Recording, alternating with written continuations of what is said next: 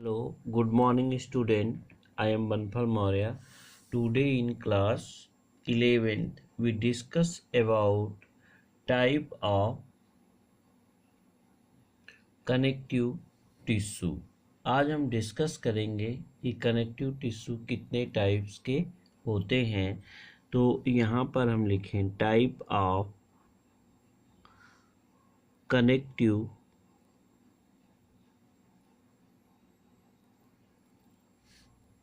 Tissue.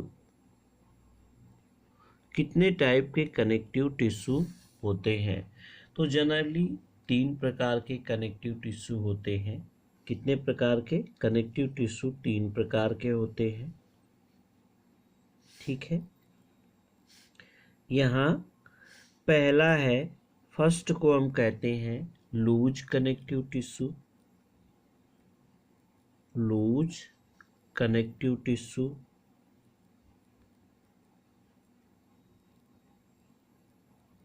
Connective tissue. दूसरे को कहते हैं dense connective tissue. Dense connective tissue. और जो तीसरा होता है उसको हम कहते हैं specialised connective tissue.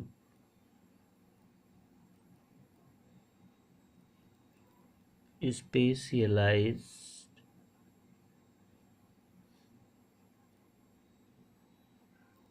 Connective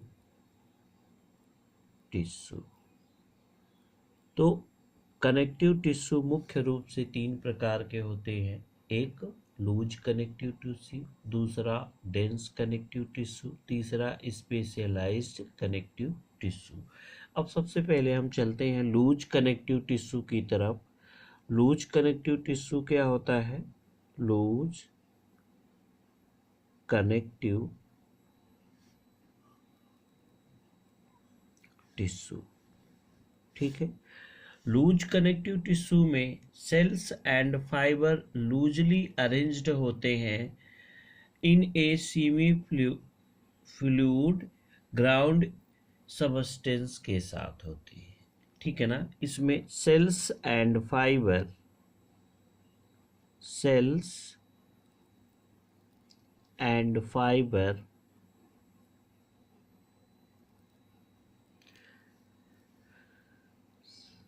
are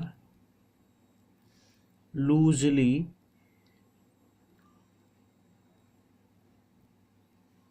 arranged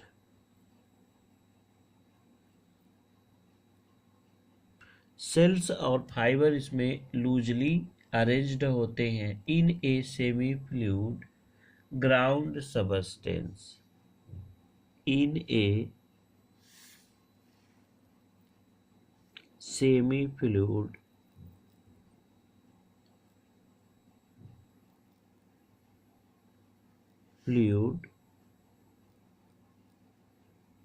ground substance के रूप में।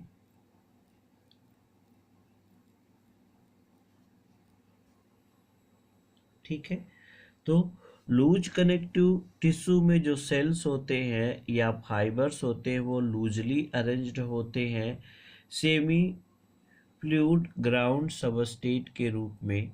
अब लूज कनेक्टिव टिश्यू में 2 प्रकार के टिश्यू आते हैं जिसको हम कहते हैं एरियोलर टिश्यू और एडिपोज टिश्यू। एरियोलर टिश्यू, इसमें कितने आते हैं? एरियोलर टिश्यू पहला होता है एरियोलर टिश्यू।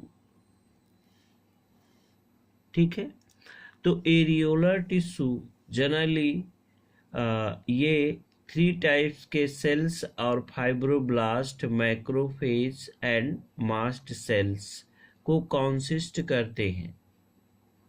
ठीक है, एरियोलर टिश्यू क्या होते हैं? किसमें 3 टाइप्स की सेल्स पाई जाती हैं। एरियोलर लूज कनेक्टिव टिश्यू में 3 टाइप्स की क्या होती हैं?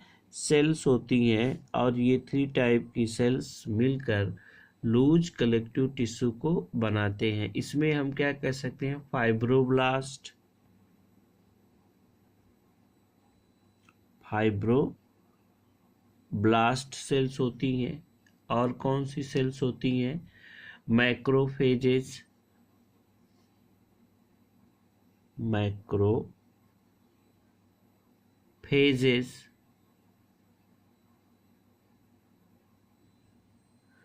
और तीसरी जो सेल्स होती है उसको हम कहते हैं mast cell, mast sales.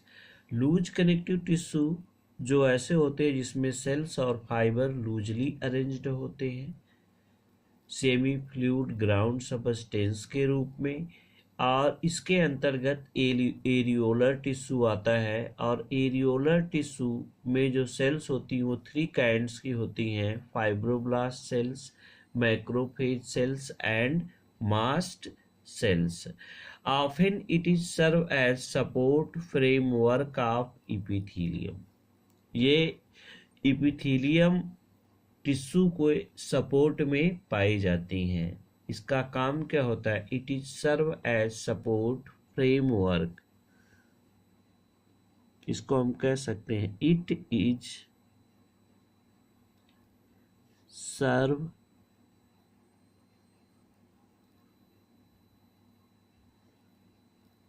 serves as a support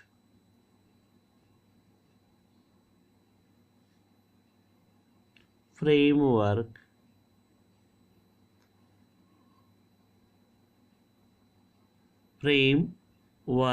for epithelium,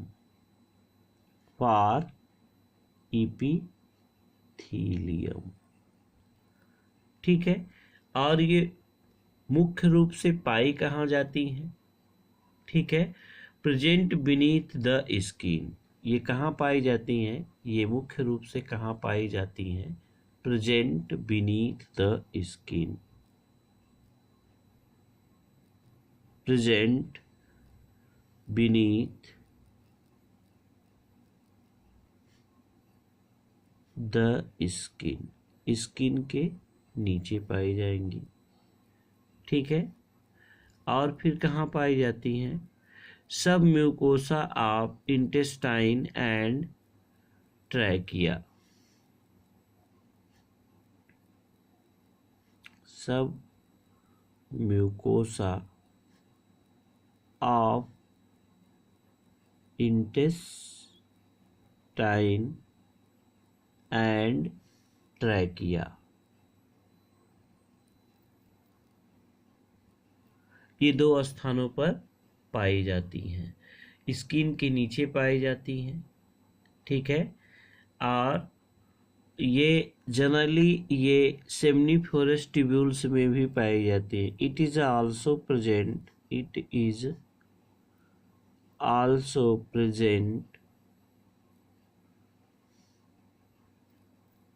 seminiferous tubules,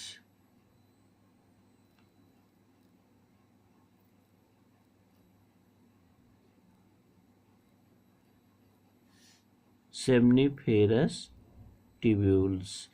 तो ये जो लूज एरियोलर टिश्यू होते हैं वो कहाँ पाए जाते हैं, स्किन के नीचे पाए जाते हैं, सब क्यूटेनियस इंटेस्टाइन और ट्रैकिया के पास पाए जाते हैं। और ये सेमी नीफेरस ट्यूब्यूल्स में भी क्या होते हैं, पाए जाते हैं। दूसरा जो लूज कनेक्टिव टिश्यू होता है वो होता है, उसको हम कहते हैं एडिपोज टिश्यू, एडिपोज। ये दूसरा लूज कनेक्टिव टिश्यू के रूप में जो सेल्स होती हैं उसको हम कहते हैं एडिपोज टिश्यू। ये बहुत ही इम्पॉर्टेंट है टिश्यू, लूज कनेक्टिव टिश्यू का जो एडिपोज वाला पार्ट होता है। Generally it is found in adipocyte cells. ये स्पेशलाइज्ड सेल्स होती हैं, ये फैट स्टोरेज का काम करती हैं, फैट स्टोरेज।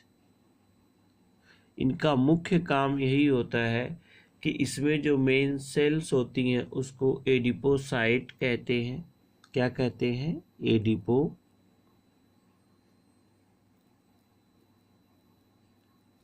एडिपोसाइट्स। तो एडिपोज लूज कनेक्टिव टिश्यू में एडिपोसाइट सेल्स पाई जाती हैं और उस सेल्स का मेन फंक्शन होता है फैट का स्टोरेज करना। ठीक है, ये सेल्स स्पेशली फैट को क्या करती हैं? स्टोर करती हैं और जनरली पाई कहाँ जाती हैं? बीनीथ द स्किन, स्किन के नीचे, ठीक नीचे, बीनीथ द स्किन। ये मुख्य रूप से स्किन के कहाँ होती हैं? नीचे होती हैं। And act as reserve food, heat insulating layer, और बॉडी में हीट इंसुलेटिंग लेयर का फॉर्मेशन करती हैं और फूड स्टोरेज का काम भी करती हैं। ठीक है, अब ये सबस्टेंस कभी कभी अराउंड होकर किडनी या आई बॉल में काफ़ी मात्रा में स्टोर हो जाते हैं, जिसे कुशन कहते हैं, कुशन या उभार कहते हैं। तो ये एडिपोज टिश्यू फैट स्टोर करने का मुख्य रूप से काम करती है। तो ये पहला आपका हुआ टॉपिक जिसको हम कहेंगे लूज कनेक्टिव टिश्यू। अब दूसरा जो है आपका जिसको हम क्या कहते हैं? Dense connective tissue. तो आगे की तरफ चले हम, तो डेंस कनेक्टिव टिश्यू क्या होता है? दूसरा है dense connective tissue.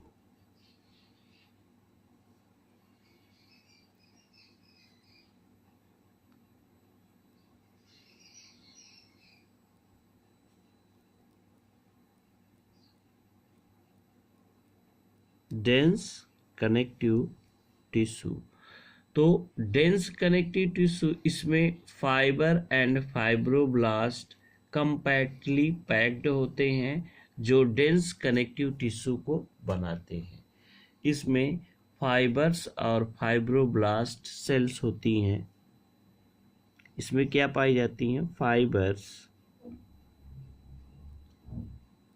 Fibres and fibroblast sales.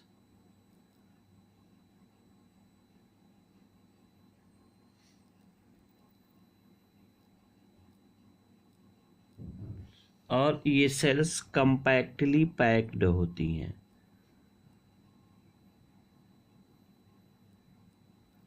Compactly ये क्या होती हैं? पैक्ड होती हैं।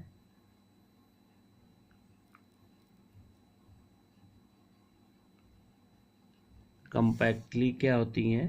पैक्ड होती हैं, जो डेंस कनेक्टिव टिश्यू को फॉर्म करती हैं।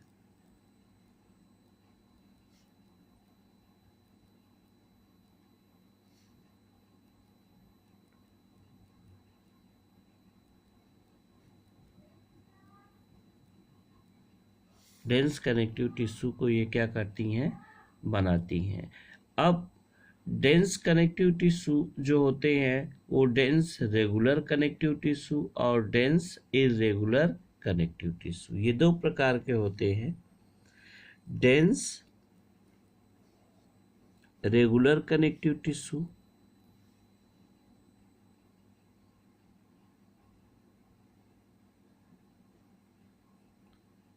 रेगुलर, और दूसरा होता है डेंस इरेगुलर।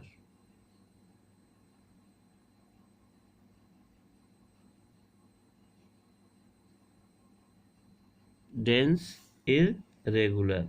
अब डेंस रेगुलर कनेक्टिव टिश्यू में सीटी यानी कनेक्टिव टिश्यू, डेंस इरेगुलर सीटी। तो इसका मतलब ये हुआ कि जो डेंस रेगुलर कनेक्टिव टिश्यू होते हैं उसमें कोलेजन फाइबर प्रेजेंट होते हैं। कोलेजन फाइबर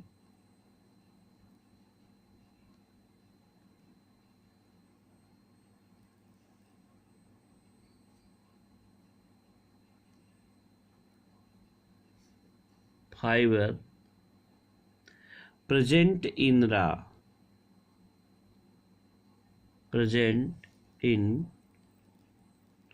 रो, कतार में होते हैं, रोज में होते हैं, बिटवीन मेनी पैरेलल बंडल,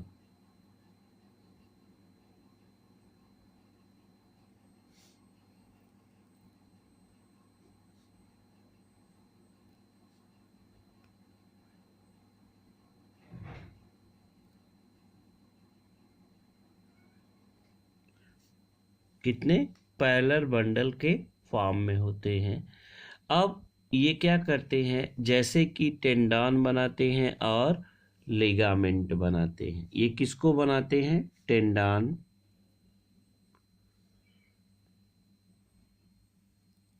ये टेंडन को बनाते हैं। किसको बनाते हैं, टेंडन को बनाते हैं और लिगामेंट को बनाते हैं।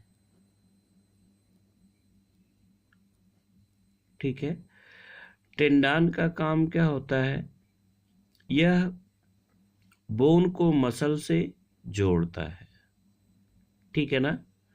और लिगामेंट जो होता है बोन को बोन से जोड़ता है। टेंडन क्या करता है, इसका काम क्या होता है, इट अटैच, या हम इसको कह सकते हैं अटैच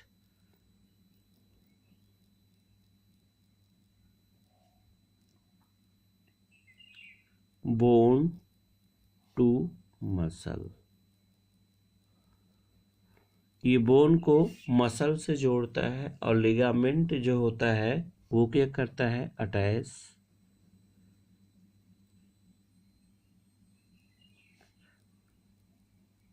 बोन टू बोन, हड्डी को हड्डी से जोड़ने का काम करता है।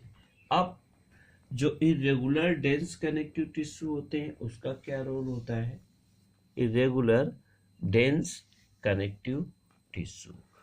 तो इरेगुलर डेंस कनेक्टिव टिश्यू जो होते हैं वो डर्मिस ऑफ स्किन में पाए जाते हैं। इसमें फाइब्रोब्लास्ट जो होती हैं मोस्टली कोलेजन होते हैं, दे ओरिएंटेड डिफरेंट प्लेस में होते हैं। अब डेंस इरेगुलर जो होता है,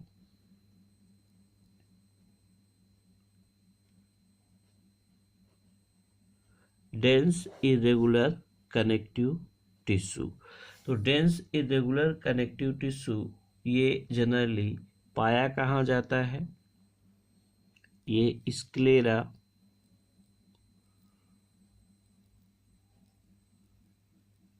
sclera of the eye ball,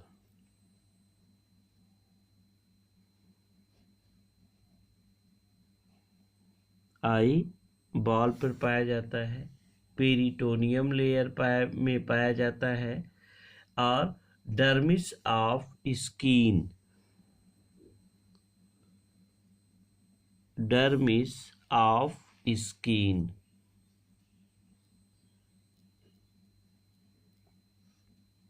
of skin में ये पाए जाते हैं। इसमें जो फाइब्रोब्लास्ट सेल्स होती हैं और मेनी फाइबर्स होते हैं ओरिएंटेड इन डिफरेंटली, एक स्थान पे नहीं बल्कि छोटे छोटे स्थानों पर क्या होते हैं, अलग अलग स्थानों पर ये पाए जाएंगे। तो ये मुख्य रूप से कहाँ पाए जाते हैं, डर्मिस ऑफ स्किन में होते हैं, sclera membrane of eye ball की स्क्लेरा लेयर में पाए जाते हैं, ठीक है। पे अब ये पेरी नियम में भी पाए जाते हैं, और न्यूमेस्टे, या हम इसको कह सकते हैं कि ये पेरिकार्डियम को भी बनाते हैं। किसको, पेरिकार्डियम को बनाते हैं। अब जो तीसरे टाइप का हमारा है स्पेशलाइज्ड टाइप ऑफ टिश्यू, तो स्पेशलाइज्ड टाइप ऑफ टिश्यू में स्पेशलाइज जो थर्ड टाइप का टिश्यू होता है, स्पेशलाइज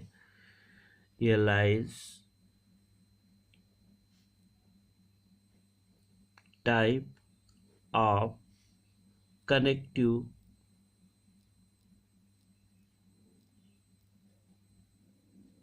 टिश्यू। इस स्पेशलाइज्ड टाइप के कनेक्टिव टिश्यू में आपका पहला होता है cartilage.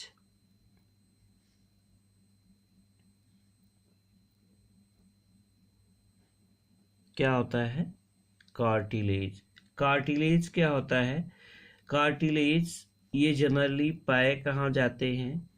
Present in the tip of nose, other year joint, between adjacent vertebrae, between bone and limbs, hand in adult।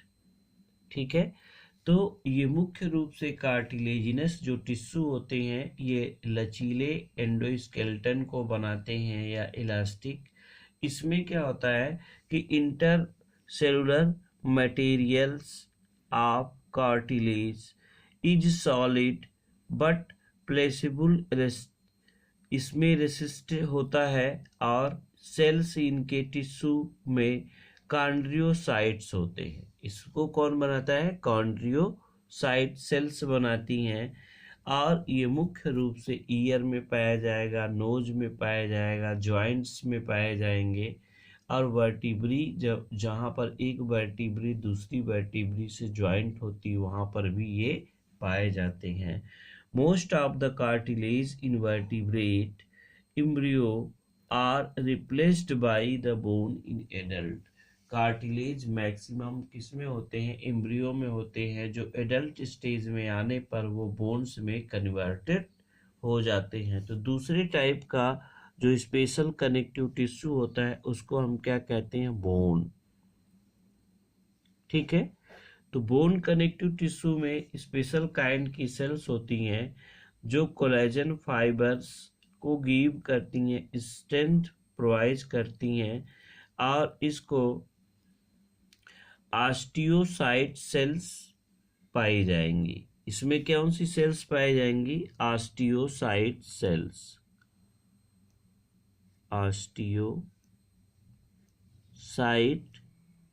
Sales responsible किस लिए होती है कि ये बॉडी में स्केलेटन सिस्टम को बनाने में यूज करती हैं। ठीक है ना, इनका यूज कहाँ होता है कि जो ये स्पेशलाइज्ड बोन कनेक्टिव टिश्यू होते हैं ये एंडोस्केलेटन बनाने में, किसी भी ऑर्गेनिज्म के एंडोस्केलेटन बनाने में काफ़ी रिस्पांसिबल होता है और इसी के अंदर बोन मैरो में ये पाई जाती हैं। ठीक है, और ये ब्लड सेल्स को भी फॉर्म करती हैं। तो यहाँ पे हम कह सकते हैं कि जो स्पेशलाइज्ड टाइप के कनेक्टिव टिश्यू होते हैं वो 3 टाइप्स के होते हैं। एक कार्टिलेज, दूसरा बोन है और तीसरा जो होता है उसको हम क्या कहते हैं? ब्लड। तीसरे को हम क्या कहते हैं? ब्लड।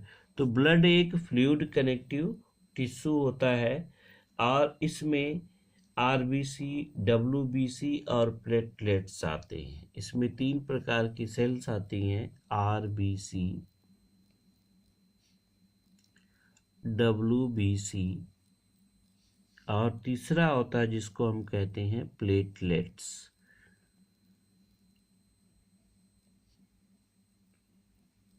ठीक है, तो ये फ्लूइड कनेक्टिव टिश्यू होता है। तो ये स्पेशलाइज्ड टाइप के कनेक्टिव टिश्यू होते हैं। इस पे नेक्स्ट डे हम और डिटेल्स में स्टडी करेंगे। तो आज के लिए इतना ही रहने दें। ठीक है, तो कल हम आप लोगों को बताएंगे कि differences between cartilage and bone, यानी इन दोनों के बीच क्या डिफरेंसेस होता है, इस चीज़ को हम आपको बताएंगे।